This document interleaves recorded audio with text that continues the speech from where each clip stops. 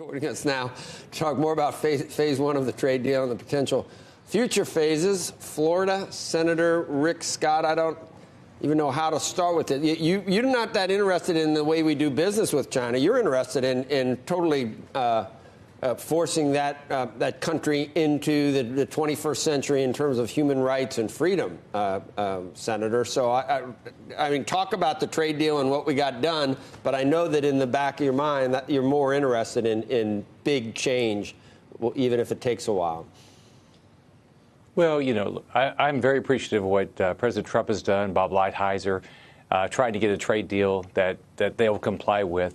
I think it's bigger than trade. First off, I don't believe they're ever going to comply. They've never complied with anything in their history. I mean, it's communist China. She's the general secretary of the Communist Party. I mean, they're not letting the million Uyghurs out of prison. They're not going to stop. You saw the election in Taiwan. They're being bullies to Taiwan. They're trying to take away the rights of Hong Kong citizens. I mean, I don't think they're going to comply, and I think it's bigger than trade. They're the world's worst human rights violator. They're polluters. I don't believe they ought to hold the Olympics in 22 either. I just think it's a leadership that doesn't care about other people, and they're totalitarians. It would complete decoupling would impact us and impact the global economy. You think that would be worth paying that price to try to affect some of these other? Well, nobody. I mean, look, we all want more trade. I mean, I'm from Florida. We have 15 ports. I want more trade. I did trade missions when I was governor all over the world, and so I want more trade. But you can't trade with somebody that lies, cheats, and steals. I mean, look at all the technology they keep stealing from us. I mean, do I really believe that's going to stop? I don't. Do I believe they're going to open up their markets? They're not. And so it's got to be fair to American workers.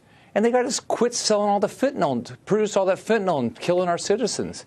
I mean, look at what they're doing. They have a plan to take over the United States, to beat the United States. They don't care about American workers. I care about American workers. I know President Trump does, and so I'm appreciative of what he's trying to do. But, I mean, I just don't believe China is going to be a partner. So you would take an even harder stance. And what would that entail? Would that entail not trading with China or making more demands? Or, I mean, I think we have to hold them accountable. Cutting off our nose to spite our face, because it would impact our GDP. It would impact global GDP. Is that it's worth the price? Right. I think we all want more trade.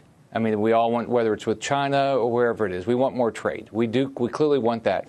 But we can't sit here and let China steal our technology and not open up the markets and say we're okay with that.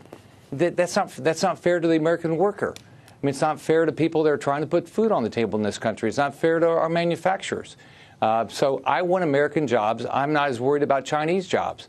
And I know that's what President Trump does. I hope this helps. Do I believe it's going to help? I don't believe they're going to comply. I don't believe they'll buy what they're going to buy. They've made too many commitments in the past that they didn't comply with.